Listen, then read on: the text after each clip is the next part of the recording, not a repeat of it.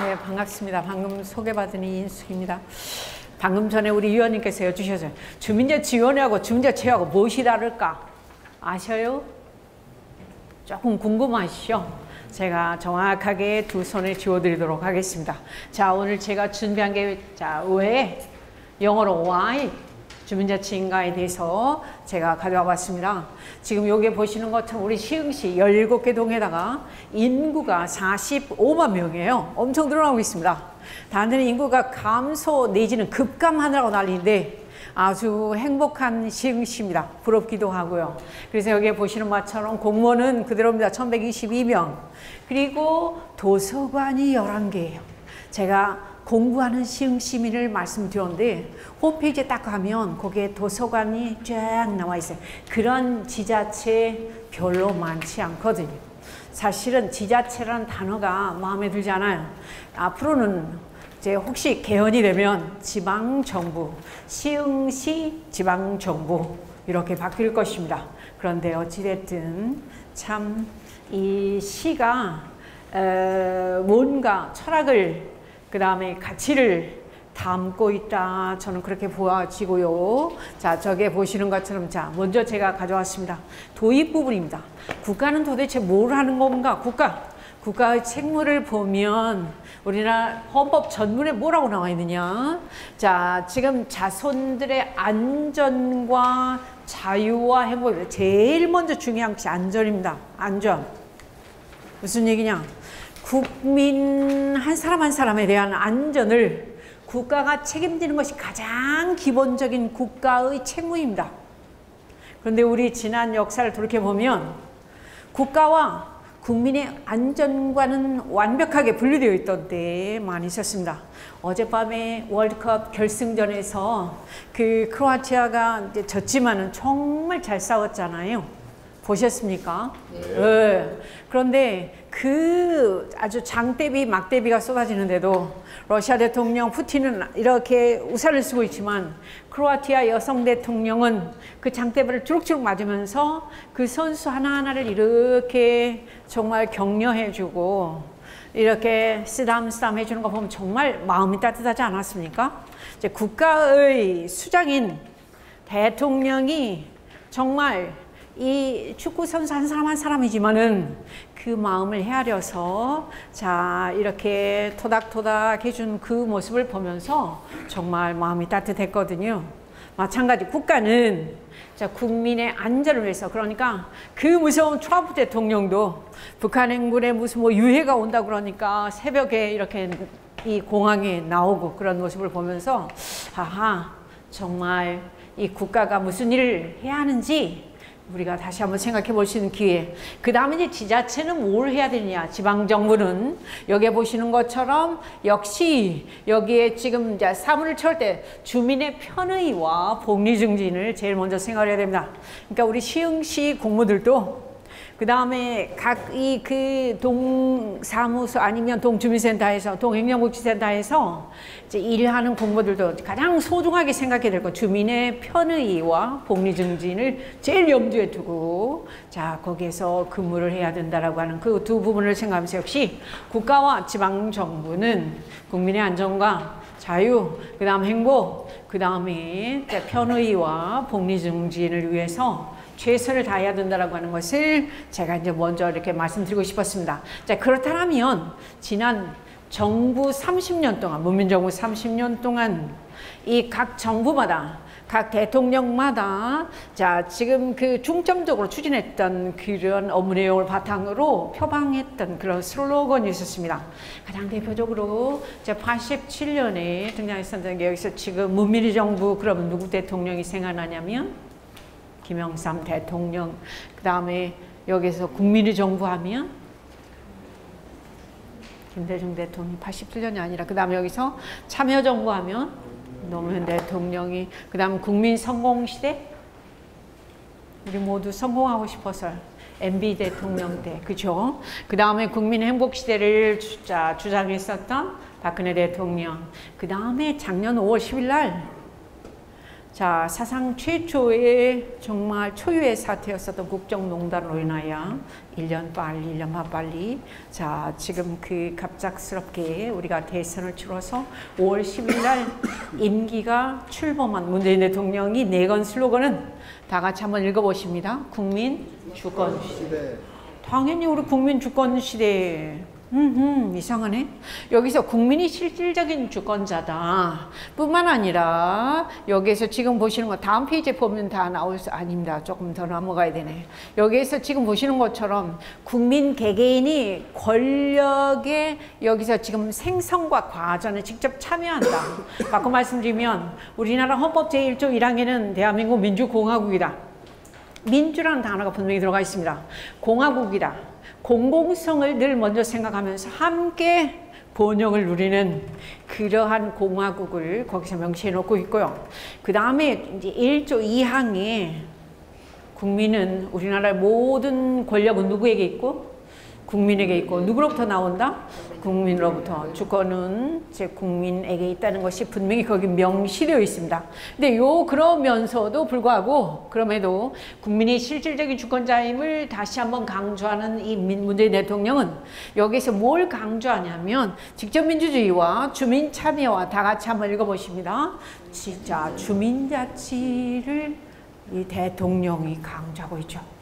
그래서 자치와 분권이다. 그래서 아까 우리 동영상을 보시면서 충분히 이해가 되셨는데요. 지방자치와 그 다음에 분권, 그러니까 지방분권, 지방자치, 주민자치가 함께 자 여기에서 공존의 틀을 마련해야 하는 것이 바로 지금 남은 4년 정도의 기간입니다. 그래서 대통령이 개헌을 하려고 상당히 애를 썼는데 그 부분이 잘 되지 않았었던 거. 자, 문 대통령은 작년도 임기 시작하면서 100대 과제를 내걸었으니 그중에 74번째가 아주 참 우리를 흥분하게 했습니다. 자, 여기서 고르게 발전하는 국가 균형 발전 시대를 자, 열어가겠다. 그러면서 거기에서 자, 풀뿌리 민주주의를 실현하는 자치분권을 여기서 74번째의 공약에다가 여기서 지금 과제로 내걸었습니다. 그래서 지금 보시는 것처럼 고르게 발전하는 지역 요 부분인데요. 요 부분. 거기서 풀뿌리 민주주의를 실현하는 자치분권을 여기서 중점적으로 이제 사업화하겠다라고 이 얘기를 꺼냈습니다. 여기서 지금 보시면 요쪽에 이제 5대 핵심 과제가 있는데요. 풀뿌리 주민자치를 강조하겠다. 방금 말씀을 드렸고 기존에는 우리 대한민국이 항상 국가 중심이었습니다. 바꿔 말씀드리면 중앙 집권적이었어요. 모든 권력이 다 누구에게 자 집중되어 있었냐면 중앙에 집중되었었고 또 특히 누구에게? 대통령에게. 예. 지금도 우리 대통령이 너무 부담스러워하세요. 근데 사실 아까 우리 동영상에 나왔지만 사양이 잘 사는 나라들은 그렇듯 중앙 집권적이지는 않아요. 지방에다 많은 권한을 그 다음에 조직을 그 다음에 재정을 다 내려줬어요. 근데 우리나라만 유독 아까 잠시 말씀드렸던 것처럼 80대 24회 모든 업무가 어디에 다 집중되어 있냐면 중앙에 그리고 특히 어디에? 대통령에게. 너무 버거운 거야. 그래서 옛날에는 국가 중심이었더라면 이제는 여기서 다 같이 셋째 줄에 누구 중심입니까? 주민 중심으로. 이제는 주권자 중심으로 국민 중심으로 내려주겠다 이거예요. 근데 지금의 현행 헌법으로는 굉장히 불가능해요. 지금의 현행 헌법으로는. 자, 뿐만 아니라 요쪽에 지금 일상적인 주민들이 생활 현장에서 자치를 하고 생활 현장에서 자, 지금 정치를 할 수 있는 그러한 분위기로 한번 바꿔보겠다.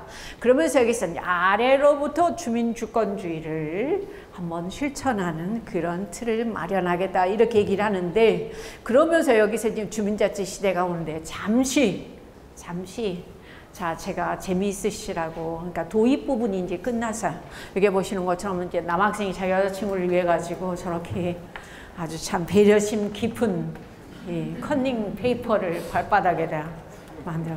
좀 썰렁하시죠? 네. 자, 넘어갑니다. 자, 그러면 또 여기서 이제 제가 늘 가져오는 건데요. 살아가면서 뭐니 해도 이 부분이 참 중요한 것 같아요. 저는 이걸 참 좋아합니다. 자, 라디오에서 굿모닝이 나오니까 할아버지가 굿모닝 뜻을 잘 모르는 거예요. 옛날에 영어 안 배우셨잖아요. 그래서 야, 손자야, 굿모닝이 뭐냐? 그랬더니 할아버지, 그 말은 굉장히 좋은 말이에요. 아침 인사인데요. 그랬더니 할아버지가 아, 그래, 그럼 오랜만에 집에 가서 할머니한테 한번 써먹어봐야 되겠다 하고 이제 할아버지가 조금 무시되면서 집에 가서 할머니한테 이제 부릅니다. 할멈, 그러니까 왜 그러시오? 그러니까 거기서 자 뭐라고 그러냐면 굿모닝 그랬더니 할머니가 굿모닝. 자, 할머니는 뭐라고 답변하실 것 같으세요?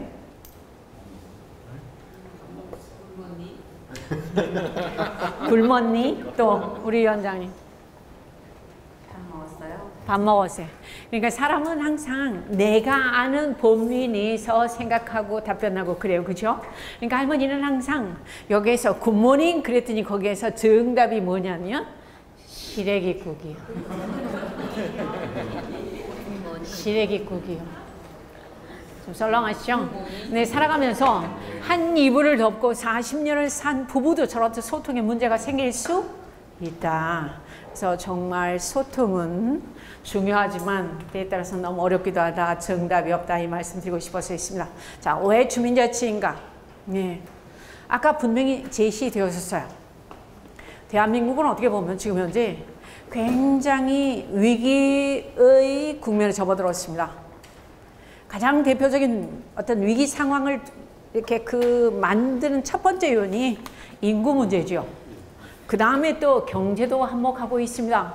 그 다음에 저쪽에 보시는 것처럼 이제 공동체가 요즘 이웃 사람들, 우리 시흥시민, 우리 여기 주민자치학교에 오신 분들은 그래도 7시에 이렇게 공부 열심히 하시고자 오셨지만은 대다수 사람들은 나 잘 살기 위해서 별로 그렇게 공부하고 그런 것을 신경 안 써요. 자, 그 다음에 여기서 보면 이제 협치 시대다 넘어갑니다. 요즘 세상이 굉장히 많이 빨리 변하고 있잖아요. 특히 인간이 편리하고자 우리가 기계를 발명하고 그 다음에 기계를 사용하고 있는데 어느새 기계로부터 우리가 정복을 당해버렸어요. 우리는 자, 지금 하루라도 휴대폰을 손에서 이렇게 멀리 하고서 산다는 걸 상상할 수 없습니다. 또 보면 요즘은 저렇지 자 인공지능이 자 로봇가 우리 일상 삶에 상당히 한 역할을 하고 있고요. 앞으로 10년만 지나면 우리 일자리도 상당히 많은 부분 로봇한테 양보를 해야 되지 않을까 하는 그런 자 위기감마저도 드는 요즘의 현실입니다. 자 보시는 것처럼 자 세계 바둑의 천재라고는 커제가 인공지능 이 바로 그 알파고한테 3연패를 완전 3대 꽝을 한 다음에 너무 억울해서 울고 있잖아. 우리 이세돌 선수는 한 번 이겼어요. 그래도 그렇죠? 용서가 돼. 근데 어쨌든 자 저런 시대입니다. 4차 산업은 요게 보시는 것처럼 자 우리나라 1인당 국민소득이 우리 대한민국 얼마나 어렵냐면 지금 현재 보시죠. 자 2만 불이 2006년도 이미 자 지금 달성을 했습니다. 그래서 요때만 하더라도 뭐 그냥 2008년쯤 되면 7년쯤 되면 막 3만 불 도약하지 않을까 엄청 무지갯빛 꿈을 우리가 가졌었거든요. 근데 여기서 지금 보시는 것처럼 2006년에서 쭈쭈쭈쭈쭈 2017년 작년까지도 인당 국민소득이 3만 불 진입을 했다 못했다? 못했어요. 못했어요. 네. 그리고 최근 불과 일주일 전에 올해 경제 성장률 목표를 우리가 3%에서 얼마로 내렸냐면 2.9%로 내렸어. 여러 가지 경제 지표들이 그렇듯 우리에게 희망적이지를 않아요. 최근 들어서 뭐 강대국과의 외교도 그렇고 그 다음에 뭐 여러 가지 문제를 따져봤을 때에 상당히 어렵습니다. 그뿐입니까? 여기서 지금 보시는 것처럼 공동체 지수도 최하위. 사실 우리 대한민국이 자 지금 조선말 일제시대까지만 하더라도 정말 어떻게 보면 강점을 많이 가진 그런 우리나라였었잖아요. 그리고 자 지난 해방 이후 73년 동안 딱 유일한 어떤 우리의 소망 하나 잘 살아보세요. 그거 하나로 허리띠 돌아매면서 오늘날 이렇게 눈부신 성장을 이루었는데 완전 지금은 극단적인 이기주의와 황금만능주의로 치닫다 보니까 우리가 잃은 것이 너무 많아요. 가장 대표적으로 잃어버린 게 뭐냐면 공동체성이에요. 옛날에 우리 진짜 80년대까지만 하도 70년대까지만 하도 마을에서 어르신이 하나 돌아가면 한 분 돌아가시면 전부 다 손 놓고 그 집까지 일손을 도우고 그 다음에 망자에 대해서 모두가 다 정말 애도의 뜻을 펴고 그랬었는데 요즘은 관심이 별로 이웃 사람에 대해서 동네 사람들에 대해서 별로 관심이 없죠. 젊은 사람들은 먹고 사느라 바빠가지고요. 공동체 지수 꼴찌입니다. 그런가 하면 여기 보시면 더 알아요. 자, 우리나라의 국가 경쟁력을 보더라도 우리가 제일 국가 경쟁력이 높았을 때 좋았을 때 2007년이었어요. 그때는 세계에서 11위까지였습니다. 정말 강대국들하고 이렇게 어깨를 나란히 했었던 우리 대한민국 2007년이었었더라면 이후로 쭉 낮아서 여기서 2014년부터 2017년까지 국가 경쟁력이 몇 위를 못 벗어나고 있냐면 26위에 어떻게 보면 답이 없습니다. 네. 자, 나아가서 아까 잠시 말씀드렸던 것처럼 세계는 지금 전부 다 노란색으로 있어요. 3%대, 특히 뭐 중국 같은 데는 몇 프로대입니까? 근데 우리는 지금 2%대를 벗어나지 못하고 있습니다. 올해 3% 잡았다가 2009% 이렇게 다시 조정을 했는데 아마 그것도 재조정을 해야 될지도 몰라요. 그런 상황입니다. 나아가서 요게 지금 보시면 사상 최악의 청년 실험. 요즘 어떻게 보면 세대 갈등이 너무 심하잖아요. 저런 자료는 없습니다. 그런데 자, 저 위에 보시는 체감 청년 실업률이 23%예요. 이런 적이 없었습니다.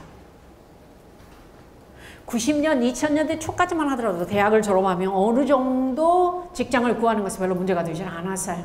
근데 이제 갈수록 어렵습니다. 네, 우리 대한민국 이러한 위기 상황, 그 다음에 여기 보시는 것처럼 가계빚이 자, 지금 1,500조예요.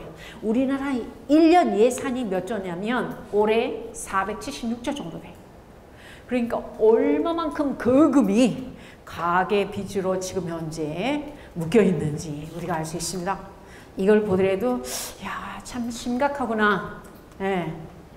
그래서 매월 이 가계빚이 뭐 몇십 조씩 이렇게 쭉쭉 늘어나고 있다. 그런데 이 부분도 그렇고, 자, 그런 까닭에 아까 동영상에서 나왔었던 것처럼 어떻게 보면 지금 우리 대한민국이 앞만 보고 정말 어떻게 잘 달려왔는데 갑자기 거기에 장애물이 딱 덜커덕 이렇게 놓여 있는 거예요. 이게 뭐냐면 아까 잠시 말씀드렸던 것처럼 지금 우리의 이 장애물을 어떻게 해서 우리가 돌파해야 할 것인가? 사실은 답이 없어요. 답이 없어. 그래서 정부로서 많은 고민하고 있습니다. 그런데 자, 이러저러 그런 많은 학자들이 답을 내는 유일한 해결책은 어쩌면 요게 있는 것처럼 아까 요쪽에 있어요. 자, 무슨 대학이다. 다 같이 한번 읽어보십니다. 자치분권. 자치분권. 예. 어떻게 보면 우리 국민들이 가진 한 사람 한 사람이 가진 역량을 정말 밖으로 이렇게 출연시키고 그 다음에 그 지혜를 모아서 그 다음에 더 중요한 건 제도적으로 자, 중앙에서도 많은 것을 자, 지금 중앙정부가 가지고 있는 것을 어디로 내려 보내줘야 돼? 다 같이? 지방정부로. 지방정부로. 그러면 자, 지방정부로 내려줬을 때에 거기서 이제 지방자치가 잘 되면 뭔가 여기서 돌파구를 우리가 마련할 수 있지 않을까? 지금 현재 가장 어려운 우리 대한민국의 어떤 그런 현재 상황들을 해결할 수 있는 그런 유일한 해결책이 어쩌면 자치분권이 아닐까 싶어서 이미 자, 이게 보시는 거 작년 1월 달에 아까 잠시 나왔었죠? 자, 여기서 23개 지방정부 시정군수들이 모여서 거기에 이제 가장 대표가 우리 그 김윤식 시장님이셨습니다. 그래서 이제 우리 이대로는 안 된다. 네. 그러면서 개헌을 통해서 자치와 분권을 우리가 자, 대한민국에서 한번 이렇게 뭔가 액션으로 한번 만들어 보자. 라고 해서 요런 협의회를 만들었고, 그 다음에 여기에 동참했었던 그러한 도시, 여기서 시군구들이 23개네. 지금은 제가 들어가 보니까 27개의 시군구들이. 근데 이제 바로 단체장님들이 이렇게 바뀌었기 때문에 또 이제 조금 변화가 있을 거라고 생각을 하고요. 자, 그렇다면 아까 잠시 말씀 나왔었습니다. 우리 지방자치의 현실은 옛날 지방자치법이 1949년에 만들어져서 그 다음에 91년 맨 처음에 이제 지방선거를 했었고, 지방의회가 95년 해서 민선 1기가 시작돼서 이번에 자 지난 6.13의 민선 7기 선거가 끝났습니다. 그런데 이제 그 과정에서 정말 우리 대한민국이 지금 현재 아까도 말씀드렸던 것처럼 너무나 모든 권한이 중앙정부에만 이렇게, 특히 조금 이따 나오지만 자 입법, 사법, 행정 이 모두가 중앙정부에 다 몰려있기 때문에 사실 지방자치란 말은 있긴 있지만 제대로 자 이 제도 작동이 안 되고 있다, 이렇게 말씀드려도 될 것 같고요. 그래서 사실 지방자치는 그래도 형식적으로 어느 정도 이렇게 어떻게 보면 형식적으로 자 지금 어느 선을 이렇게 향해서 가고 있는데, 그 바로 밑에 나와 있는 주민자치는 어떻게 보면 우리 시흥시 정도의 자 지금 이렇게 민도를 자랑하는 그런 곳을 제외하고서는 전국에 240여 개 기초 광역 자치단체에서 별로 그렇듯 자 지금 현재 꽃을 못 피우고 있는 그런 실정이라고 말씀드려도 될 것 같아요. 그래서 아까도 말씀드렸던 것처럼 세계가 직면한 문제들이 굉장히 많아. 특히 우리 대한민국이 직면한 문제, 지금의 총체적인 난국을 우리가 정말 해결할 수 있는 유일한 방법은 어떻게 보면 각자가 가진 그런 자치력을 총동원해서 우리가 힘을 모아야 되는 것 아닌가 하는 그런 생각이 드는데요. 맨 밑에 나온 아까 스위스나 독일, 특히 프랑스 같은 데는 아예 헌법에다가 이 지방자치를 거기다가 명시를 해버렸어요. 무슨 얘기냐? 지방들이 살아야지 중앙이 산다라고 이렇게 하는 게 분명히 헌법에 다 나와 있는 거예요. 근데 우리나라는 아직까지 모든 입법권은 어디에서만 유일하게 법률을 제정할 수 있냐면 다 같이 국회에서만 하죠. 근데 만약에 지방자치, 자치분권이 헌법에 분명히 들어간다면 광역의회에서는, 그러니까 광역의회에서는 사실 법률도 그 지역에 해당되는 그런 어떤 그런 내용이 헌법에 위배되지 않는다면 법률 제정권을 광역에다 분명히 내려줘야 돼요. 저는 그렇게 생각합니다. 그러니까 예를 들어 스위스나 프랑스나 독일 같은 데는 그런 게 다 되어 있죠. 광역의회에서 자 법률 제정권을 주는 게 바로 여기서는 지방자치가 제대로 되는 거고, 그 다음에 광역 정도에서는 당연히 거기에 따른 조직도 충분히 거기에서 그 지역에 맞게끔 자 거기에서 제도적으로 되면 이렇게 제정할 수 있어야 되고요.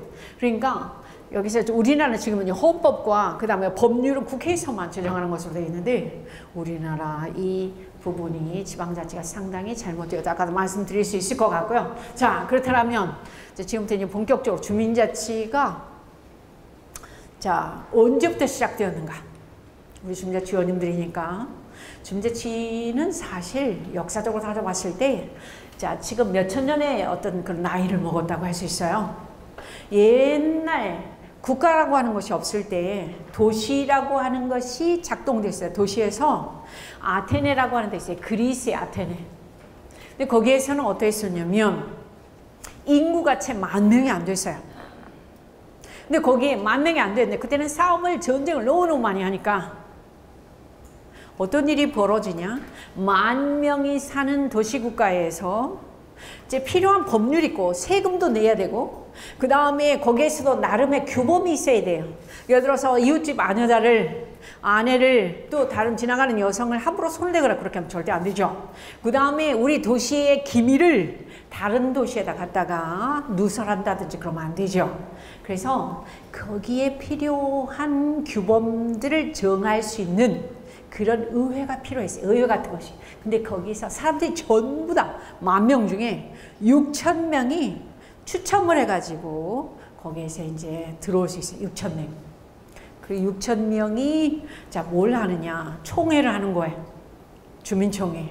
주민총회를 하면서 자, 그러니까 10,000명 중에서 1년이면 40번의 총회를 한두 번이 하는 게 아니에요. 40번의 총회를 하는데 그 총회가 작동될 수 있도록 500인이 여기서 이제 회의를 해, 또 회. 약간 지도자 그룹이 자, 500명이 이번 주 의제는 뭐고, 그 다음 제일 중요한 거. 거기서 한 사람의 의장을 계속하면 부패할 수 있어요. 권력은 한 사람에게 집중되면. 그래서 자, 그 의장을 매번 매회 때마다 즉석에서 뽑아. 이런 거. 그게 사실은 제일 중요한 자치죠. 그래서 요게 지금 보시는 것처럼 자, 지금 이거를 갖다 전체적으로 그 총회를 민회라 그래요. 민회. 그리고 그 아고라라는 데 있었는데 그때 얼마나 사람들이 지혜로웠는지 6,000명이 모이는데 마이크가 없었어요. 그런데 이렇게 원형경 기자 같은 데서 한 가운데 한 맨 밑에서 이렇게 얘기를 하면 6,000명이 다 들을 수 있는 그런 이 울림 작용을 해가지고 그러한 시스템을 작동했다고 그러죠. 유명한 자, 아테네의 민회입니다. 거기서 의논되는 것들은 첫 번째 보면 여기에서 이제 여기 뭐 질서 유지, 그 다음에 재정, 돈은 어디든지 다 필요하니까, 그 다음 과세, 그 다음에 여기에 보면 외교, 그 다음 도편 추방은 예를 들어서 우리 이 도시의 그 해당 행위, 그러니까 손해를 끼치는 그런 행위를 했을 때는 추방시켜 버리는 거야. 그러니까 저 사람을 추방시킬까 말까, 누가 고자질했다든지 이럴 때 이제 그런 것을 민회에서 결정하는. 어떻게 보면 그 지역이 살아남기 위한 모든 것을 주민총회인 그 민회에서 직접 사람들이 결정을 하고 토론을 하고, 이게 직접 민주주의, 우리 주민자치의 가장 어떻게 보면 자, 시초다라고 이야기를 합니다. 그래서 자, 여기서 지금 보시면 우리 대한민국은 사실 여기서 우리 흔히 자치를 얘기할 때 하나는 지방자치와 하나는 여기서 이제 주민자치를 얘기해요. 그런데 여기 앉아 계시는 우리 위원님들 중에서도, 위원장님께서도 행정학과 출신 참 많을 것입니다. 행정학에서 배우는 것은 자, 이 자치의 두 가지 중에서 아까 말씀드린 요게 단체자치와 주민자치 두 개가 있네. 이게 단체자치가 행정학에서 말하는 제 오늘날 말하는 제 지방자치. 그런데 이 단체자치는 우리 대한민국의 시스템을 봤을 때 자, 중앙이 있어요. 중앙정부, 그 다음에 광역지자체, 광역정부, 그 다음에 기초정부, 그 다음에 읍면동이 있어요. 이 자, 지금 수직적인 관계에서의 위임사항, 그 다음에 행정사항 발생하는, 그 다음에 재정관계, 이것을 우리는 단체자치 내지는 무슨 자치라고 하냐면 다 같이 지방자치라고 그래요. 지방자치. 그런데 이 지방자치보다 사실은 요쪽에 옆에 있는 주민을 위한 다 같이 한번 읽어보십니다. 주민자치는 정치적 의미의 자, 지금 이 수평적인 우리가 흔히 가바넌스라고 그러죠. 네. 요 부분을 우리 대한민국은 사실 전혀 지금까지 강조를 해오지를 못하고 자, 지금 현재 오늘에 이르렀다 이렇게 말씀드려도 틀린 말은 아닐 거거든요. 그래서 어떻게 보면 사실 우리 국민들이 정치에 대해서, 시민의식에 대해서 별로 관심을 갖지 않아도 되고 그냥 우리는 정치하면은 저 입법, 사법, 행정이나 대통령제 뭐 이런 제도만을 생각하는데 사실은 이쪽에 지금 이 주민자치를 강조하지 않은 것이 오늘날 대한민국이 안고 있는 가장 큰 어떤 그런 문제의 요인이 되기도 하지요.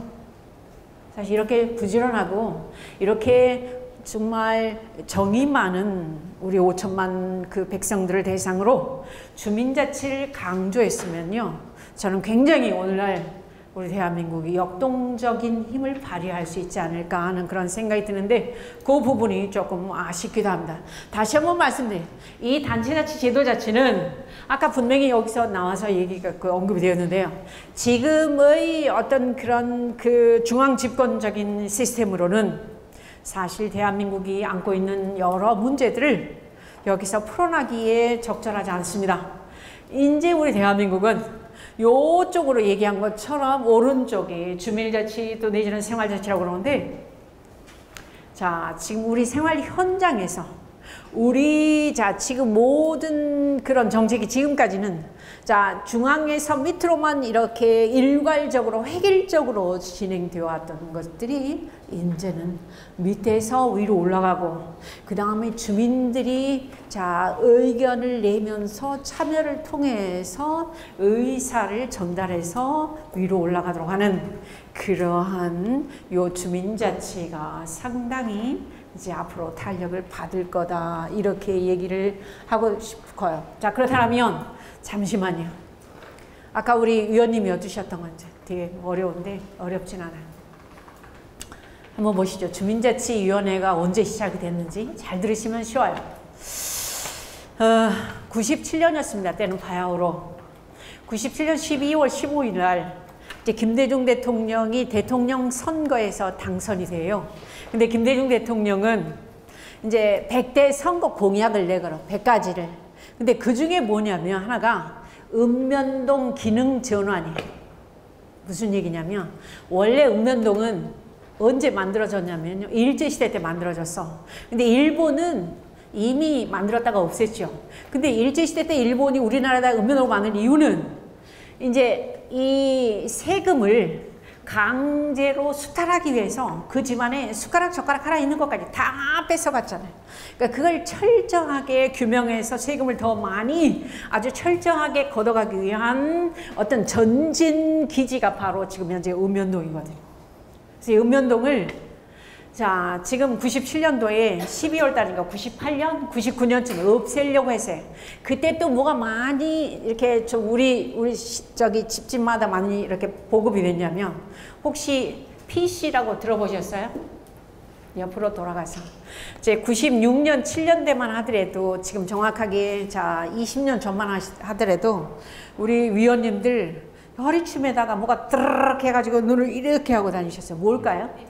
BP예요. BP. 20년밖에 안 됐어요. BP. 그리고 그때 97년, 8년 그때만 하더라도 아이가 태어났어요. 그러면 출생신고를 해. 지금 동사무소에 가서 뭘로 했습니까? 다? 손으로 했어요. 인감증명 떼러가, 주민등록 등초본 떼러가, 호적등본 떼러가, 전부 다 뭘로 했을까? 옛날에는 손으로 했어요. 수기로. 그렇기 때문에 그때 동사무소에는 약 공무원들이 몇 명 정도 근무했냐면 30명이 넘었어요. 1층, 2층이 아주 입체 여지가 없었습니다. 그리고 한번 우리가 민원인을 자격으로 가면 부터 3시간, 4시간 또 기다려야 되고 바글바글 보글보글 했었어요. 그런데 컴퓨터가 나오네. 99년 요때 컴퓨터가 나오는데, 지금 복사기라는 하나가 드르륵 들어가면 그냥 이렇게 전산화 작업을 하니까 공무원들이 1층 주민센터, 그러니까 동사무소 1층, 2층에 공무원들이 그렇게 많이 필요하다, 안 하다? 안 하다는 거예요. 안 하다. 아하, 바로 요거. 그래서 읍면동을 원래는 없애려고 했었죠. 읍면동을 기능을 없애려고 했었어요. 김대중 대통령은. 그런데 어찌 해서 읍면동을 존치하되, 지금 읍면동처럼 전에 30명 공무원이 있었던 것을 절반을 딱 이렇게 잘라서 절반을 어디로 보냈냐면 시군구로 보냈습니다. 그러니까 1층이 비어버린 거예요. 1층이. 동사무소 1층만 동장님이야 주민 공무원들이 다 이렇게 근무를 하고, 2층이 비네. 2층이 비니까 2층을 뭘로 할까 하다가 2000년 7월, 99년부터 이제 1년 동안 시범 사업을 한 다음 2000년 7월에 다 같이 여기서 새롭게 이상한 것이 만들어졌으니 다 같이 한번 읽어보십니다. 주민자치센터를 만들었어요. 주민자치센터를 2층에다 만들어. 그러니까 1층은 공무원들이 다 근무를 하고 있고 2층에다가 바로 이제 주민자치센터 이렇게 보면 전부 다 2층에 있잖아요. 그죠? 뭐 경우에 따라 3층에 있는 데도 있지만. 자, 그런데 주민자치센터를 만들어 놓고 보니까 이거를 자 동장님이 면장님 국장님이 이걸 관리하기 너무 거시기에 그래서 일본을 보니까 또 이상한 그래서 주민자치센터를 관리하기 위한 그 주민자치센터를 자 관리 여기 지금 나옵니다. 여기에 보면 주민자치센터 설치 및 운영에 대한 다 같이 무슨 것 시작 심의 의결권을 주면서 새로운 단체를 준관변단체를 하나를 만들었으니 다 같이 주민자치위원회. 근데 이 주민자치위원회는 출범부터 전혀 진짜 생뚱맞게 만들어진 거기 때문에 권한도 전혀 안 주고 그 다음에 뭐 하는 일도 자 원래만 참석하시면 전혀 문제가 없는 그러한 이상야릇한 예를 들어서 바르게 살게 되는 새마을협이라든지 그 다음에 또 뭡니까?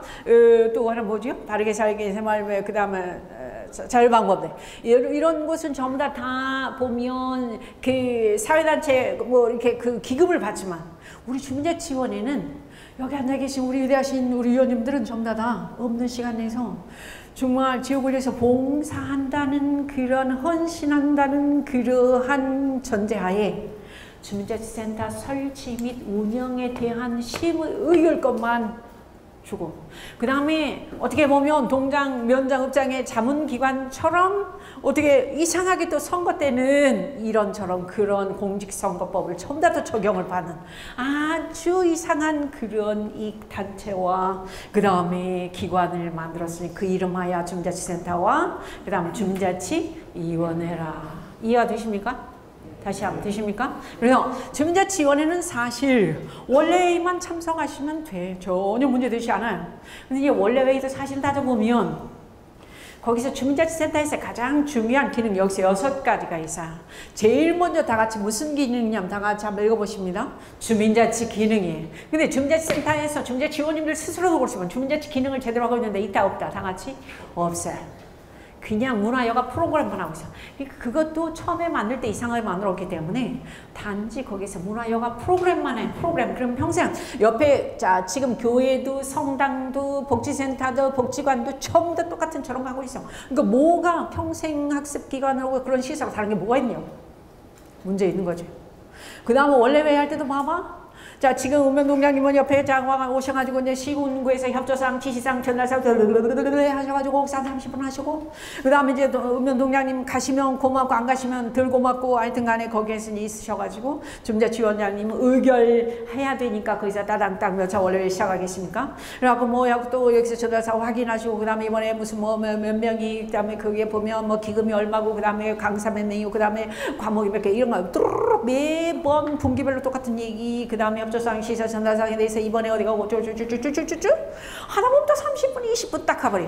정확하게 원래 회의는 40분, 50분 딱 끝나서 자 오늘 어디 하러 갑시다. 식사는 어디에서 합니다. 가서 거기에서 자 한잔하러 갑시다. 그 다음에 거기에서 또 위하여 열심히 하시고 그 다음 또 늘 말씀을 드리지만 워크숍 가셔 1년에 한 번씩 그래도 보면 뭐 300~400명 가셔도 한 사람 뭐 강사 불러가지고 근데 이제 거기서 중요한 것은 저녁 내 뭘로? 주님으로 그 주민자치 주자가 술주자 아닌데도 술로 정말 저녁 내 그렇게 정말 황홀한 밤을 보내신 다음에 그 다음날 저 같은 사람 불러가지고 교육 뭐 300명 가도 실질적으로 거기 교육에 오시는 분들은 한 30~40명밖에 안 되는 그래도 평가받을 때는 300명 뭐 이렇게 올리는 그게 오늘날 18년 지난 주민자치위원회의 현실이에요. 정말 출발부터 잘못되어 있었고요. 그 다음에 진행 과정에서도 자 여기에 보시는 것처럼 주민자치센터의 기능이 주민자치 문화여가 자 지역복지 주민편의 시민교육 그 다음 지역사회주의 이렇게 6가지가 있는데 요즘사 뭐 주민자치 강좌들을 더 많이 늘리라고 그러는데 그것도 잘 안 되죠. 쉽지 않죠. 이게 처음 주민자치위원회 출발이 잘못되었습니다. 사정없이 합니다. 권한을 하니까 자치할 수 있는 권한을 아무것도 주질 않아요. 여기 바로 밑에 여기 전에 잠깐만요. 요게 지금 보시면 2007년 9월에 주민센터로 이렇게 이름이 바뀌었어요. 동사무소에서. 그 다음에 이제 이번 7월 1일 날 우리 저기 경기도는 전부 다 주민센터가 아니라 이제는 행정복지센터로 다 바꾼 것 같아요. 그쵸? 네. 그 다음에 여기 맨 밑에 보세요. 5월 현재 전국 3,503개 읍면동이 있는데 아직까지는 81.7%밖에, 그러니까 거의 20% 가까운 읍면동에는 주민자치센터, 주민자치위원회가 있다 없다? 없다. 그것은 정치하는 사람들은 주민들이 똑똑해지는 거, 주민자치센터가 만들어지는 것에 대해서 별로 관심을 갖는다 안 갖는다? 안 갖는다 같아. 안 갖는다 같아. 우리가 이거 해주라 저거 해주라 그렇게 자꾸만 하면 귀찮아하고 불편해. 적절히 우매하고 적절히 멀리 있고 그런 주민을 더 원하는 것 같아요. 좀 속상해. 그럴수록 우리가 무엇에 대해서 이제 앞으로 촛불을 아니면 여기에서 이제 불을 땡겨야 되겠다. 주민자치 불을. 동의하시죠? 네, 좋습니다. 자, 그래서 요게 지금 보시면, 자, 처음에는 주민자치센터를 폐지하려고 했었는데 그게 잘 안 됐고, 그 다음에 등등 보면 정말 지금의 주민자치위원회는 사실 어떻게 보면 임의 조직이다. 그리고 제일 우리 시흥시 주민자치센터 설치 및 운영 조례에 나오는 우리 주민자치위원회, 그러니까 실질적인 권한이나 혜택이 아무것도 없어요. 아무것도 없어요. 단지 내 돈 내서 지역사회를 위해서 봉사하라는 그런 정도. 그리고 맨 처음에 만들어졌을 때는 2001년, 2002년도에 전부 다 단체장님들이, 그러니까 직능단체장님들이 전부 다 당연직으로 들어왔으니까 옷도 이것도 있고 저것도 있고 그것도 입은 사람들이 전부 다 거기 모여있으니 무슨 정체감을 주민자치위원회 위원으로서 가질 수 있었겠어요. 그냥 침묵만 하고, 그 다음 특히 주민자치위원들을 누가 임명하냐면 다 같이 읍면동장님이 임명했잖아요. 그러다 보니까 읍면동장님 앞에서는 아무런 쓴소리 할 줄 못하고 거기서 무슨 지역의 문제에 대해서 토론을 해요? 그 다음에 무슨 거기서 발의를 해요? 있을 수가 없죠. 그렇게 우리 지난 18년을 지나왔다. 이렇게 말씀을 드릴 수 있으면 된 것 같고, 그 다음 사실 여기서 현재 주민자치위원회는 이 우리가 읍면동에서 뭔가를 이렇게 해주십사, 하십시다에 대한 규율할 수 있는 그러한 어떤 규정을 만들 수 있는, 그러니까 우리가 자치 조직을 한다든지 우리가 자치 행정을 한다든지 무슨 자치 재정난 아무런 권한이 없어요. 우리한테. 그런 실정이다 보니까 이제는 이거는 아니지 않는가. 그래서 여기서 지금 보시는 것처럼 여기서 주민자치위원회 현주소에 대해서 저쪽에 어디냐면 경기도 가족여성연구원에서 물어봤는데, 자, 전 주민자치위원회들의 36.4%가 야, 내가 주민자치위원으로서 뭘 어떻게 해야 될지를 모르겠다라고 말씀하시는 거예요. 근데 그렇게 보면 그 말이 저는 정답이라고 봐요. 왜냐면 주민자치위원은, 그러니까 대한민국에서 주민자치에 대해서도 정확하게 정의가 내려진 그런 경우도 별로 없고, 그 다음에 주민자치에 대해서 해박한 지식을 가진 전문가도 그렇게 별로 없고, 그런 실정이기 때문에 그렇다. 다시 말씀드리면 정부가 주민자치에 대해서, 그러니까 단체자치와 주민자치가 있어요. 주민자치에 대해서는 전혀 관심을 가지 않았던 것이 우리의 역사다. 그렇기 때문에 자, 여기서 지금 보시는 것처럼 자, 그렇게 하시면 될 것 같고요. 그래서 어찌 보면 앞으로 우리 오늘 여기서 주민자치학교 3기에 오신 위원장님을 비롯한 위원님들처럼 공부를 해서 뭔가 알아야 우리가 주민자치위원으로서 뭘 어떻게 할 것인가에 대해서는 답이 나올 거다. 자, 잠시만요. 우리가 주민자치위원회는 지금에 아까 대야동 주민자치 회장님이세요. 근데 어디는 주민자치위원장이네요.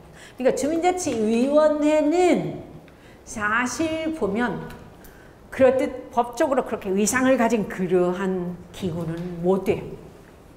못 돼요. 그런데 잠시만요. 지금부터 잘 들으셔야 돼. 2010년 이명박 대통령 때 갑자기 자, 2010년 10월 1일 날 여기서 국회에서 특별법이 하나 제정돼 있어요. 그게 무슨 법이냐면 지방행정 체제 개편에 관한 특별법이. 그때 어떻게 하려고 그러냐면 우리 전국에 243개 광역기초를 뭐 이렇게 해서 한 80 몇 개로 이렇게 통폐합하려고 그랬었죠. 그때 보면 뭐 청주 청원 하나, 그다음 뭡니까 저기 마산, 진해, 창원, 마창진 이런 데를 전부 다 이렇게 하려고 했었어요.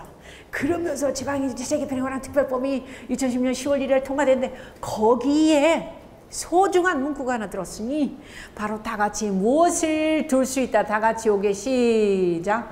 주민자치회를 둘 수 있다. 그래서 지금 주민자치위원회는 법적으로 위상을 가진 그런 기구가 못 돼요. 그러다 보니 주민자치위원회를 주민자치회로 특별법 기구로 이렇게 위상을 높이면서 2010년에 자 주민자치회가 등장합니다. 그러면서 자 요게 보시면 2010년 것이 그 다음에 이제 한 3년 지나요. 2013년 5월 8일 날 여기에서 뭘로 들어가냐면 지방분권 및 지방행정 체제 개편에 관한 특별법 또 만들어지면서 지난 2010년에 만들어졌던 특별법이 폐기돼. 신법 우선의 원칙에 의하여. 그러면서 자 특별법상에 나온 주민자치회가 27조, 28조, 29조, 여기 우리 대야동 회장님, 여기 보면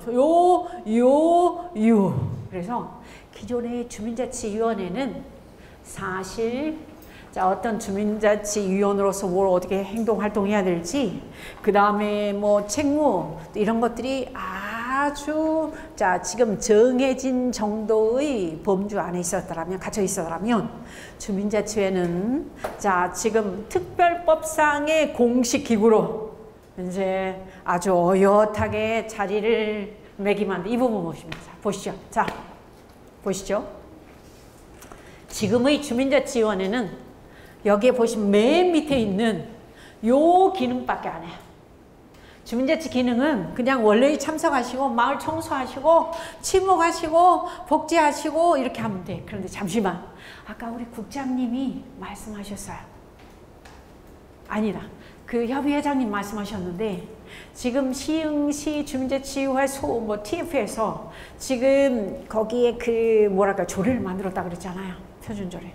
그런데 보니까 행안부 조례보다 더 잘 만들어졌다고 하는데 행안부에서 이번에 자 지금 안으로 해서 만들고 있는 그런 조례가 거기다 주민자치회에다가 뭘 넣으라고 그러냐면 제가 빨간 글씨 썼어요.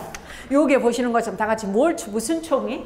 주민총회. 그 다음에 여기에서 자 무슨 계획? 마을계획, 자치계획을 거기다 집어넣었어요.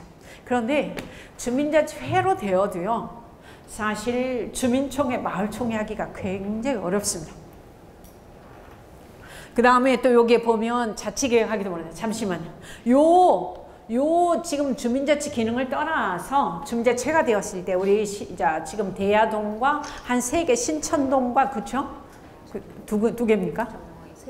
정왕 2동, 3개동에서는 주민자치회로 전환이 되는데 잘 들어보세요. 거기에서는 주민자치회 회장님이라고 생각합니다. 근데 거기에 이상하게 회면 회칙이 있어야 되거든요. 근데 회칙이 없어. 이게 뭔가 좀 이상하긴 해. 그런데 잘 들어보시면 자 지금 맨 위에 있는 무슨 기능이냐면 협의, 심의 기능이에요. 뭐 얘기일까? 지금까지 주민자치위원회는 자 동이나 시의 정책의 대상이 되지는 못했어요. 그러니까 만약에 대야동에 어떤 그런 그 도시발전, 도시계획을 이렇게 한다 그러면 이 시흥시 도시관리국장님이 대야동 주민자치 회장님한테 와서 주민자치회에 와서 대야동이 이렇게 앞으로 도시계획에 의하여 이렇게 발전할 것입니다를 거기서 협의하고 심의하실 수 있어야 돼요. 그러니까 정책의 대상이 되는 거예요. 지금까지 동장님은 시흥시에서 무슨 중요한 계획이 나오고 그래도 이 대야동 주민자치위원장님한테 앞으로 이렇게 될 것입니다. 저렇게 될 것입니다. 그런 얘기에 대해서 자 어떤 그런 그 파트너로서 협의하고 심의하고 그런 것은 있었다 없었다? 다 같이 없었죠. 이제는 주민자치회가 되었을 때는 이제는 주민들의 대표기구로서의 주민자치회를 인정을 해주는 거예요. 특별법에. 이게 다시 한번 아까 말씀드린 것처럼 첫 번째의 주민자치회가 갖는 중요한 어떤 임무고요. 협의 심의 업무. 그 다음에 두 번째 이 주민자치 기능은 아까 이제 그 기본적이니까 말씀드리고, 그 다음 더 중요한 게 있어요. 아까 우리 국장님도 말씀하셨는데, 사실 자치를 하려고 그러면 제일 뭐니 해도 제일 중요한 게 뭐냐면 돈에 있어서의 정말 독립을 해야 돼요. 그쵸? 다시 한번, 그쵸? 네. 자, 시로부터 예를 들어서 보조금 이거 달라 저거 달라 사업비 달라 이렇게 하면서 계속 이렇게 손 벌린다는 것이 한계가 있습니다. 발전에. 그래서 자 보시죠. 주민자치회로 되었을 때 가장 중요한 것은 요게 지금 보시는 것은 위임위탁사무예요. 주민자치회로 등록이 되었을 때는 이제는 뭘 할 수 있냐면 거기서 수익사업도 할 수 있고요. 그 다음 대야동에 시립 무슨 그 주차장이 있어요. 지금까지는 새마을협의회에다 그것을 위탁을 시에서 했었어요. 응? 시장님이. 그런데 대야동 주민자치회가 굉장히 유능하신 분들로 이렇게 똘똘 뭉쳐서 한 40명이. 그러면 자, 지금 시립 주차장을 대야동 주민자치회에다가 위탁을 새롭게 MOU를 체결하고 할 수 있어요. 그러면 이제 돈을 벌 수도 있어요. 아까 저기 그 구장님 말씀하셨던 것처럼 지금 현재 뭘 하냐면 주민세 개인균등분을 전부 다 10,000원으로 올려가지고 그것을 누구에게 직접 주겠다 다 같이? 주민자치회로. 근데 지금 현재는 주민자치회에서 그것을 쓸 수 있는, 그 다음에 그거를 계획을 세우고, 그 다음에 거기에 보면 뭐 기획을 하고, 그 다음에 예산을 뭐 어쩌저쩌 그게 하기 참 어려워요. 관리하기가. 그런데 앞으로는 공부도 많이 하시고 역량도 조금 발전시키고 하셔가지고 예를 들어서 동당 아마도 뭐 예를 들어 한 4,000~5,000 이렇게 주지 않을까 싶습니다. 한 3,000? 그렇게 주면 그 돈을 주민자치회에서 직접 관리를 하실 수 있어야 돼요.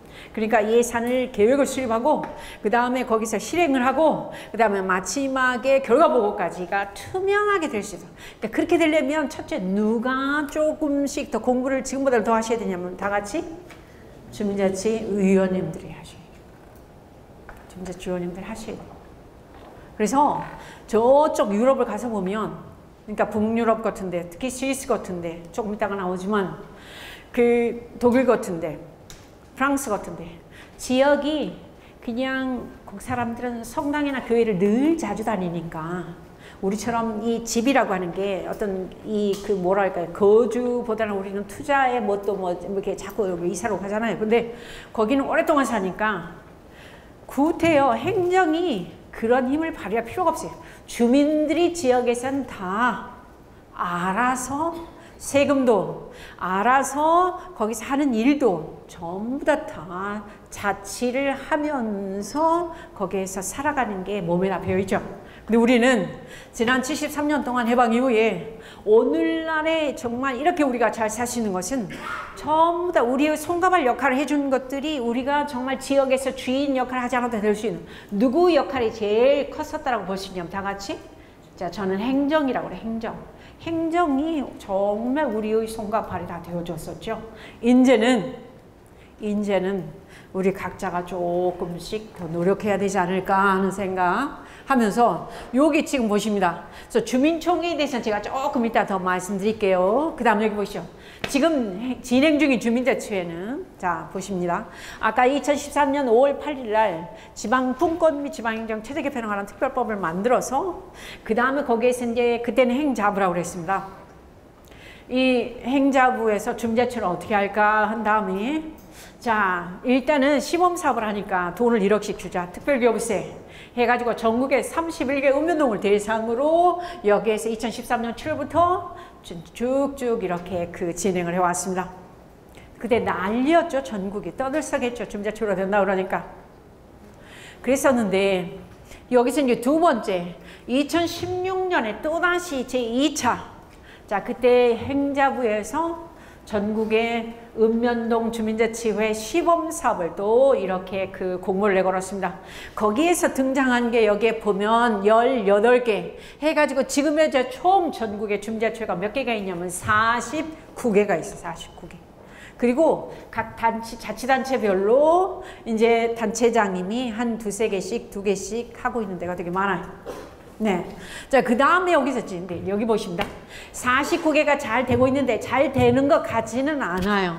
왜냐하면 주민자치회가 되었을 때도 별로 그렇게 제도상 우리가 느끼는 만큼의 변화가 있더라 없더라? 없더라고요. 우리 여기 대야동 주민자치회장님 너무 잘 알고 계세요. 왜냐하면 권한도 그렇고 실질적으로 할 수 있는 일들이 뭐 협의심의 행정에서 무관심이고, 그 다음에 동장님 열심히 하고 있고, 그 다음에 수익사업, 그 다음에 위탁사업, 뭘 어떻게. 그리고 우리가 생업이 다 있으니까 매달릴 수가 없는 거예요. 근데 이론은 좋아. 근데 실질적으로 그것이 너무 몰리는 거예요. 그러니까 주민자치회로 변환이 되었다 할지라도 49개 읍면동이 전부 다 거기서 제자리 걸음만 하고 있어요. 또 어떤 위원장님은 이렇게, 어떤 회장님은 이렇게, 아니 옛날 주민자치위원장 때 훨씬 좋았어 이럴 때도 그렇게 말씀하시는 그런 위원장님들. 그래서 잠시 여기서 보면 작년, 근데 또 옆으로 살짝 돌아가야 돼. 어떤 일이 있었냐면 서울시에서는 아이고 송파 세무녀 자살 사건 다음에 박원순 시장 머리가 띵 해가지고, 야 복지는 시골에서만 필요한 줄 알았어. 왜냐하면 노인 비율도 많고 그러니까. 그런데 아니래. 아니 도시에서 복지가 더 필요해. 이렇게 딱 보니까 왜 복지가 도시에서 세번째 자살 사건 났는데 다 몰랐잖아. 그 다음 장안동에서 무슨 뭐 어르신이 돌아가시면서 100만 원을 찾아가지고 누구든 나 죽음을 발견한 사람 이걸로 나 장례 좀 치러주시오. 그 다음 뭐 국밥 한 그릇 사드시오. 이런 일련의 일들이 막 이렇게 그 보도가 되어 있어요. 이거 안 되겠다. 알아보니까 사회복지 일을 하는 전담 공무원들 너무 작아. 그래서 자 박원순 시장이 찾아가는 동주민센터라고 하는, 지금 행정복지센터보다 한 단계 더 업그레이드인지 아무튼 그렇게 된 그 적극적인 복지를 넣어가지고 지금까지, 자 지금 우리가 주민센터를 가야만 복지 혜택을 받을 수 있었는데 이제는 동주민센터에서 근무하는 공무원들이, 자 지금 이 읍면동 저기 뭡니까 그 통만으로 찾아 나서라 복지 수요자들을. 그러면서 동당 5명씩의 사회복지사를 다 넣어줬어요. 전담 공무원들을. 그리고 방문간호사는 더 넣어줬어요. 6명 더 넣어줘. 그 다음에 처음에는 거기에서 자 동복지센터를 하려고 했다가 박원순 시장이 동복지센터보다 거기다 마을 하나 넣어보지? 그래서 동마을복지센터가 돼서 그것이 이름이 이제 행자부에서 자꾸만, 야 서울시는 왜 그렇게 이상야릇하게 동마을복지센터라니 이게 뭐 말이 돼? 해가지고 이제 그 핀잔을 들으니 시민들을 대상으로 주민센터는 안 바꾸고 이름을 공모를 해서 결정받은 게 다 같이 뭐냐면 시작 찾아가는 동주민센터예요. 근데 찾아가는 동주민센터가 잘 되네? 잘 돼. 그리고 그거를 이제 공무원들이 할 수 없으니까 위탁을 줬어요. 마을 활동가들에게. 그래서 그게 이제 어느 정도 좀 정착이 됐으니까 작년도에 문재인 정부 출범할 때 거기에 부시장님이 어디로 가냐면 저 청와대 사회혁신수석으로 가. 그러니까 그 양반이 거기에 가가지고 서울에 찾아간 동주민센터 모델을 전국화시킨 게 여기에서 보시는, 다 같이 한번 읽어보십니다. 시작. 혁신읍면동. 이 혁신읍면동은 그 안에 주민자치회가 또 딱 들어있어요. 단계별로. 그러니까 서울형 주민자치회가 여기에서 이제 요게 보면 요게 지금 보시죠. 혁신읍면동에다가 그 다음에 요게 보면 주민자치 혁신읍면동. 근데 작년 연말에 이제 올해 200개 동을 하려고 그랬어요. 작년에 20개 동을 하고 여기에 나올걸요. 요게 보면 안 나오네. 그런데 여기서 혁신읍면동을 전국화 하려고 했는데 작년에 연말에 자유한국당에서 몸서리치면서 저항을 해가지고 200억의 예산이 삭감돼서 그 예산이 혁신읍면동 예산이에요. 왜 민주당에서는 선거 전방위 부대를 만들려고 하느냐 해서 그것이 전국에서 문제를 때문에 삭감된 예산이 200억이에요. 그런 다음에 이제 서울시에서 추진했었던 이 혁신운동동 사람들이, 찻동 사람들이 전부 다 또 행안부로 올라가가지고 거기에서 이미 인선은 다 끝났으니까 혁신운동동 대신에 새로운 모델을 만들었으니 그게 다 같이 한번 읽어보면 여기에 뭡니까? 시작. 주민자치형 공공서비스. 말이 어려워요, 계속. 근데 이것은 주민자치형 공공서비스는 혁신운동동 그 전에 보면은 행자부 주민자치회, 그런데 거기에서 중요한 부분은 또 뭐냐면 보시죠. 서울시는 작년 11월부터 요쪽에 혁신운동동은 똑같이 서울형 주민자치회 시범사업을 26개 동을 작년부터 해왔습니다. 그 다음에 올해 65개 동을 지금 7월달부터 하고 있어요. 그럼 91개 동이 되는 거예요. 그러면 424개의 서울시 동 중에서 약 4분의 1 가까이가 지금 여기서 뭘로 되냐? 서울형 주민자치회 시범사업이에요. 그럼 전국에 49개 동 플러스 91개 동 플러스 내년도에는 엄청 또 더 많아지겠죠. 자, 그렇게 되어가고 있는데, 자, 주민자치형 공공서비스는 어렵게 생각하시지 마시고요. 원래 행자부에서 이제 김부겸 장관 오면서 행안부로 바뀌면서 지금까지 혁신운동을 정부에서 강공을 써가면서 하려고 했는데 자꾸만 그게 돈이 예산이 깎이니까 이제는 행안부에서 뭐라고 했냐면 각 지자체 단체장님들은 당신들이 알아서 좀 해주세요. 예, 좀 알아서 적절하게 해주세요 하면서 혁신운동 사업을 이름을 바꿔가지고 다 같이 뭘로 오냐면 시작. 주민자치형 공공서비스로 이렇게 가고 있습니다. 그런데 서울시 모델을 보면 제가 볼 때 잠시만요. 서울시 모델은 중요한 부분이 읍면동에다가 그러니까 서울시 91개 동에다가 주민자치를 해보니 다 같이 한번 답변해 보세요. 어렵더라 쉽더라? 어렵더라. 예. 자, 어렵다는 이유는 회장님 제일 제 주민자치 발전에 저해가 되는 이유가 어렵다. 왜 어려워요? 짧게. 네, 우리 그 주민자치위원들 역량도 부족하고요. 실제로 가장 그런 것 같고요. 우리 그 행정이라든가 이런 데서도 권한을 준다 하지만은 실적으로 권한을 주지 않는 것 같습니다. 맞아요. 자, 주민자치 어렵다. 그러니까 왜 안 돼? 그랬더니 첫 번째, 우리 생업이라 시간이 없어. 두 번째, 어려워. 해도 답이 안 나와. 세 번째, 권한도 없어. 그 다음 네 번째, 돈도 없어. 막 이런 얘기가 나오는 거예요. 그래? 그러면 우리 서울시장님은 돈 없으면 돈 줄게. 응, 권한 또 줄게 해가지고 대폭 내려져 있어. 읍면동에다 뭘 주냐면 서울시 91개 동에다가 주민자치 지원관을 개방형 나급으로 하나를 넣어줘. 그 다음에 아까 차동하면서 자 지금 저기 사회복지 전담 공무원 5명 넣어줬죠. 마을계획 단일 운영하라 마을사업 전문가 또 하나 넣어줬죠. 그러면서 또 간사를 제 그 마급으로 개방형 마급으로 또 대우를 해줘. 35시간 근무하면. 그러니까 돈 주지 사람 주지 뭐 주지. 근데 그 사람들이 전부 다 누구냐면 우리 혹시 들어보시는지 모르겠네요. 시민활동가들 들어보셨죠? 그 사람들이 다 마을공동체 활동가들이 다 들어오는 거예요. 그런 식으로 해서 서울시는 상당히 지금 어떻게 보면 자리를 잡아가는 것 같고 어떻게 보면 또 어떤 것 같고 아무튼 간에 그렇게 가고 있습니다. 그래서 여기 주민자치형 그러니까 지금 행안부가 주민자치회 시범사업을 하는 것은 이름이 공식적으로 주민자치형 뭐라고? 공공서비스예요. 근데 이제 학자들 사이에 이견이 맞죠. 무슨 공공이 들어가냐. 그런데 자 저는 이렇게 봅니다. 자 위원님들 오늘 어떻게 보면 하이라이트가 될 것 같은데 사실 이 자치분권은 주민자치는 우리 지역이 살아가기 위한 우리 지방이 살아남기 위한 몸부림에서 가장 필요한 이 응급 처방약이 저는 주민자치라고 생각해요. 이제는 행정이 아무리 그렇게 우리에게 힘을 실어줘도 한계가 딱 왔다니까. 이제는 누가 여기에서 힘을 발휘할 때냐면 우리 지역의 주인인 누구라고? 다 같이 주민이에요. 대한민국 국민 보세요. 얼마나 부지런해요. 정말 부지런하잖아요.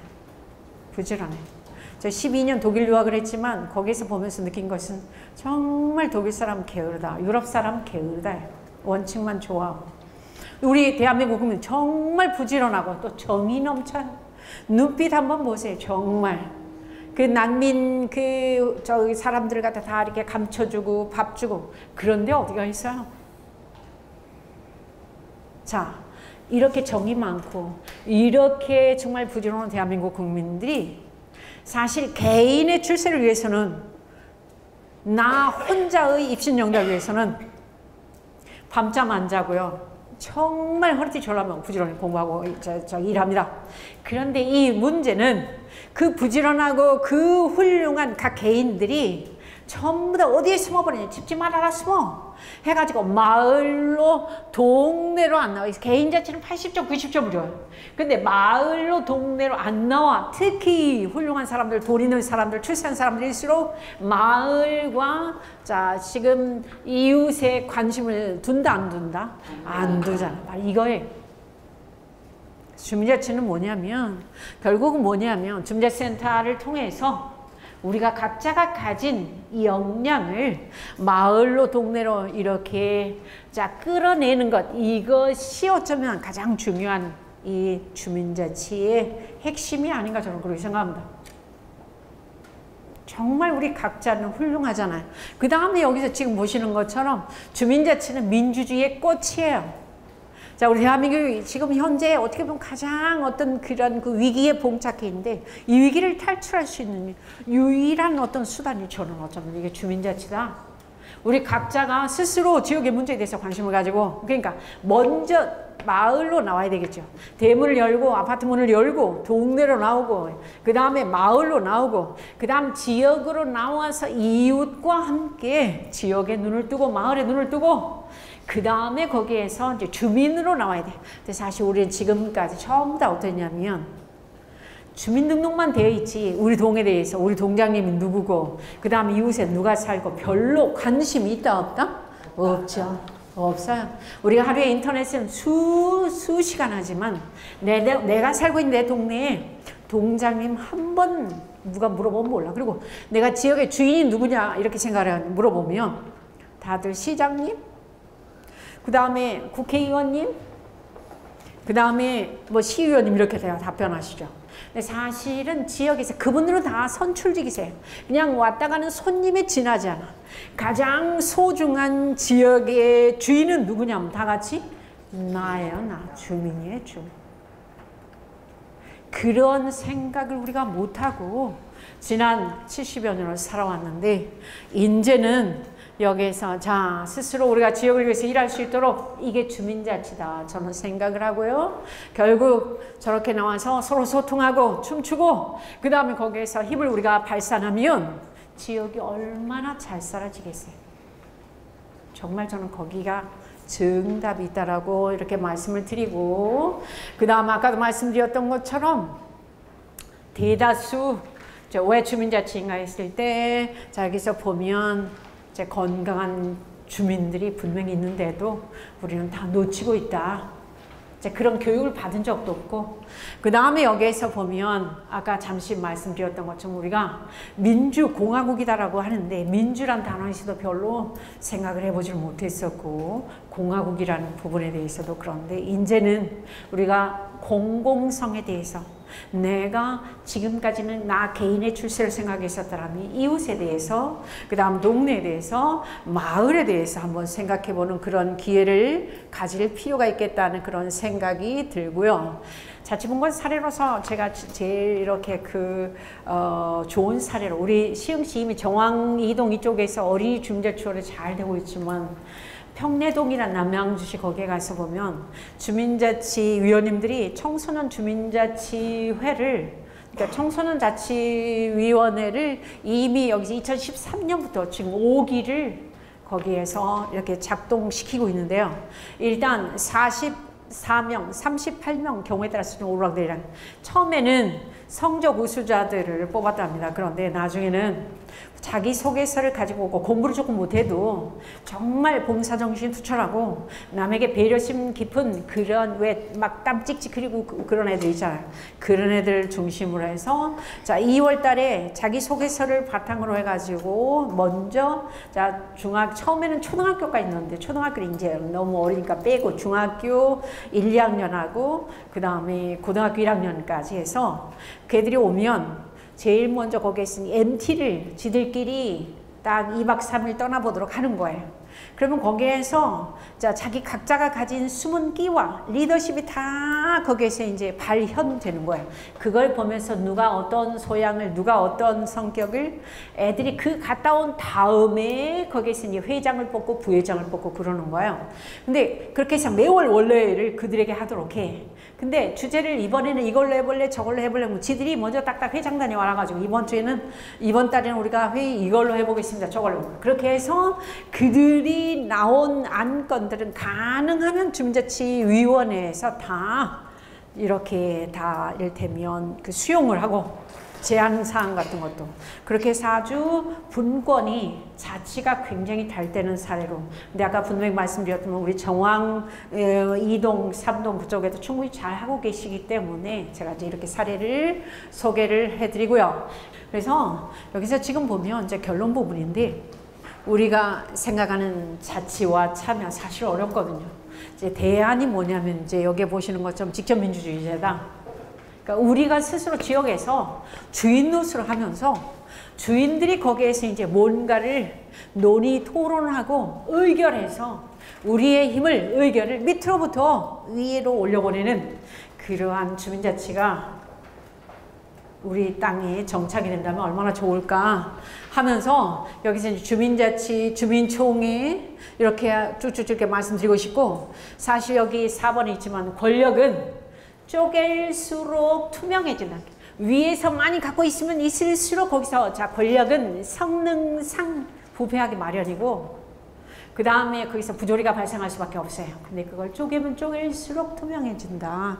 그런 말씀. 자 그리고 우리가 정치로부터 이렇게 뉴스 같은 걸 들으면서 막 욕 나오잖아요. 스트레스를 덜 받아. 우리가 정말이지 이 자치분권이 잘 되면 스트레스도 덜 받고 권력도 투명해지고 그 다음에 정치 허무주의가 없다고 그러는데 여기서 주민총회가 제일 잘 되는 나라들 그래서 서울에서 이제 아까 말씀드렸던 것처럼 작년도에 찻동이라고 하는 것을 하면 차장원 동주민센터 하면서 35개 동에 이 마을총회가 저렇게 추진되어 있어요. 마을사업 전문가인 사람들 들어가가지고 주민총회가 요즘에 아주 핫 이슈로서 등장을 하고 있고요.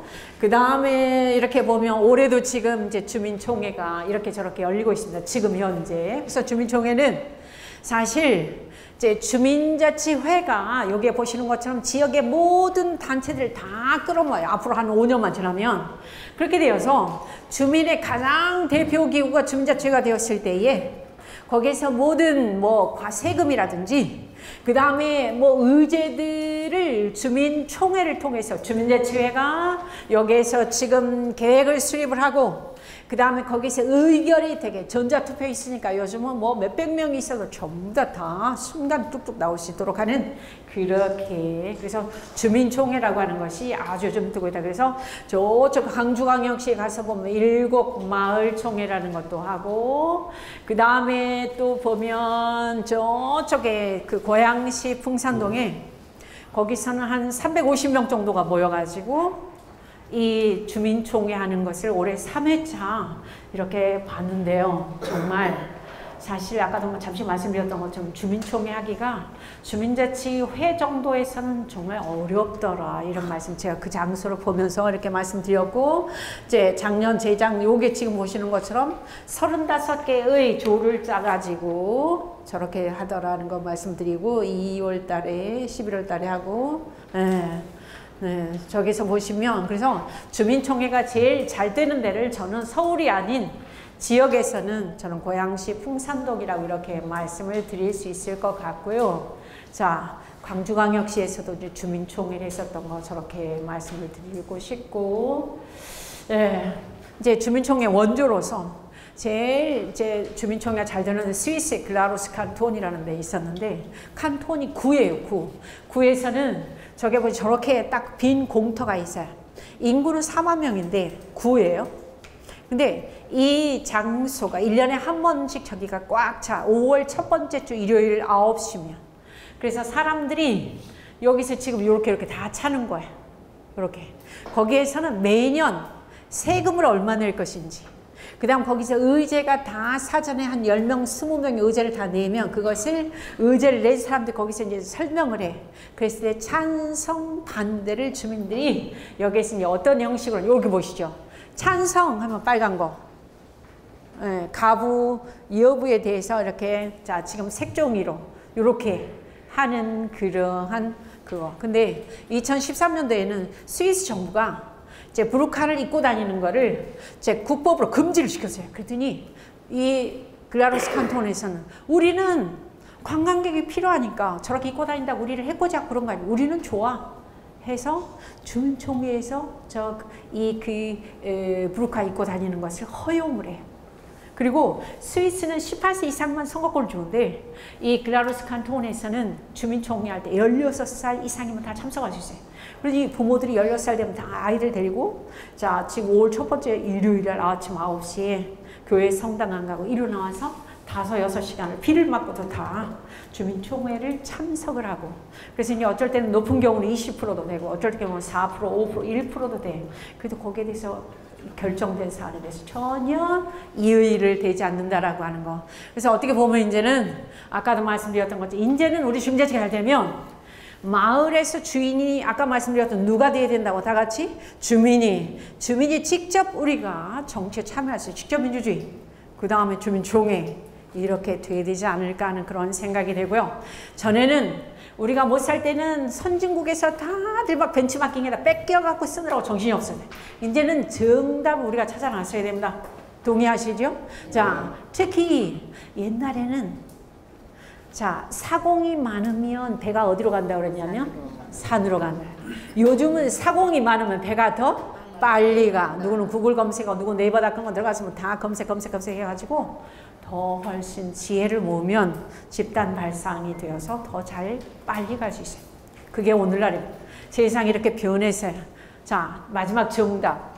이게 뭘까요? 오뚜기예요, 오뚜기. 오뚜기의 특성이 있어요. 뭘까요? 넘어지지 않아요. 아, 좋아요. 넘어지지 않는 것은 특징이 뭘까요? 무게가, 다시 한번 무게가 밑에가 있어요. 무게가 아래가 있어요. 마찬가지입니다. 이제 우리 아까 회장님 말씀하셨던 것처럼 누가 우리한테 권한을 주지 않아. 근데 이제 앞으로는 시대가 조금 더 변하면 분명 개헌될 겁니다. 자, 지금 자치분권 개헌이 통과가 된다면 우리 주민들에게 권한이 막 내려올 거거든요. 저는 분명히 기대합니다. 그렇게 되었을 때 우리가 무게를 맨 밑에서 이렇게 정말 아주 이렇게 많이 공부를 해가지고 우리 지식을 딱 탑재하고 있으면 오뚜기처럼 어떤 풍파가 아니면 어떤 옆에서의 자극이 있더라도 우리가 넘어진다, 안 넘어진다? 안 넘어진다. 그래서 우리 주민들이 자, 지금 정답, 우리들이 힘을 가져야 된다는 그런 생각으로 자, 질의응답 시간입니다. 보통 우리 주민총회를 아까 말씀하셨는데요. 주민총회를 보통 연례 우리 시행시에도 조례 연례 하게 돼 있는데요. 2회 3회 하는 데는 없습니다. 2회 3회 하는 데는 소규모로, 예를 들어서 주민자치 사업을 하는데 이제 주민 의견 수렴을 거쳐가지고 하기에는 조금 여력이 부족하고 그러니까 소규모로 한 30명, 40명 정도의 어떤 주민총회 토론회 장을 마련해서 거기서 결정을 해가지고 그런 데는 있어요. 근데 뭐 몇백 명, 엄청 일이 많기 때문에 그건 어려운 것 같더라고요. 근데 형식과 절차는 아까 총회 형식을 거쳐서 이제 그렇게 결정을 해가지고 주민자치 사업을 진행하는 것을 봤습니다. 예. 네, 알겠습니다. 네. 근데 주민총회 굉장히 쉽지는 않죠. 예. 혹시 법이 주민자치가 이제 됐을 때 총회가 굉장히 중요하다고 생각하거든요. 네, 맞습니다. 총회가 되려면 그날을 공휴일로 제정을 가능한 건지 그게 좀 궁금해요. 해라라고 실효성이 없으면 안 되니까 선거날에는 다 공휴일로 지정하면서 지역화해서 정작 중요한 지역에 있는 법을 제정하거나 이런 것들을 하는데 공휴일로 해서 회사 다니는 사람들도 참여하게 하고 축제의 날이 되게끔 그렇게 법으로 정해놔야지. 그렇지 않으면 시작부터 너무 힘들지 않겠나. 그건 제가 정확한 정답을 드리겠습니다. 대통령 되십시오. 가장 간단할 것 같아요. 네, 대통령 되십시오. 네, 근데 필요할 것 같아요. 그리고 우리가 세월이 좀 더 지나면 진짜 지역에서 축제하는 형식으로 해서 공휴일로 해가지고 바람직할 것 같아요. 근데 아직은 조금 멀리 있지 않을까 싶습니다. 예. 이런 자리를 비롯해서 이제 그 주민자치위원들이 이게 역량 강화라고 해서 교육을 자꾸 이렇게 받고 하는데 네. 여러 번 받아 보니까 네. 내용은 거의 대동소이한 것 같아요. 맞아요. 근데 그 교육을 받을 때마다 궁금한 게 어떤 똑부러지는 답이 없어요. 예를 들면은 지금 우리 그 주민자치회라는 거를 아주 좋은 제도를 만들어 놨다고 강사분들이 전부 말씀들 하세요. 네. 그런데 이게 주민자치회가 왜 실질적으로 안 굴러가고 있는지 이거에 대한 똑부러지는 답이 없어요. 뭐 돈이 없어서 그렇다. 또는 그 주민자치위원들이 역량이 부족해서 그렇다. 또 여기에 매달리지 못하는 어떤 그 자기 생활도 있으니까 그런 것도 이제 뭐 이유가 되겠죠. 강사님이 보시기에는 어떤 게 제일 정답인 것 같은지. 참 좋으신 질문입니다. 저 스스로도 주민자치가 왜 안 될까에 대해서 늘 고민을 참 많이 하고 있거든요. 그리고 제가 이쪽에 입문한 지 10여 년이 넘었는데 그때 말씀드렸던 그 설명 내용하고 지금하고 거의 달라지지 않는 부분들도 꽤 있어요. 그런 걸 보면서 상당히 회의감도 안 드는 것은 아니에요. 그런데 아까도 말씀드렸던 왜 안 될까에 대한 저의 가장 큰 고민의 답은 어쩌면 제일 먼저 이 부분의 중요성을 우리가 인식을 하지 못하고 있다는 것. 그리고 우선 각자가 먹고 사는 게 더 중요하거든요. 저 스스로도. 그래서 내가 지역의 일, 마을의 일을 그 손을 넣지 않아도 된다라고 하는 그런 부분. 그리고 아까 말씀드렸던 권한도 없고 그 다음에 뭐 그 재정권도 열악하고 사실 주민자치위원으로 오셔서 뭔가 도움이 되고 나에게 뭔가 참 이렇게 이 재정적으로도 약간의 힘이 된다면 많은 사람들이 올 것 같아요. 근데 이제 그런 것도 전혀 없는 돈에 그 다음에 없는 시간에 다 모든 걸 내가 이렇게 넣어야 되기 때문에 그런 문제들이 계속 되풀이 되는 것 같은데 그러다 보니까 이제 옆에서 자꾸만 이렇게 뭔가 다른 그런 제도를 들이미는 그런 경우도 있거든요. 그런데 제일 또 저도 귀가 이렇게 쫑긋한 그 주민세 개인균등분이 주민자치회에 내려오고 그러면 그래도 뭔가 자치 재정권이 주어지면 조금 달라지지 않을까 하는 그런 생각도 해봅니다. 제 개인적인 생각인데 그렇게 되기까지 우리 시흥시 경우는 아까 국장님 말씀하실 때 분명히 그 부분이 이제 이렇게 현실화 된다고 하니까 그쯤 되면 조금 달라지지 않을까 싶어요. 기대해도 되실 것입니다. 아무튼 열심히 들어주신 우리 위원님들께 정말 감사하다는 말씀 드리고요. 네.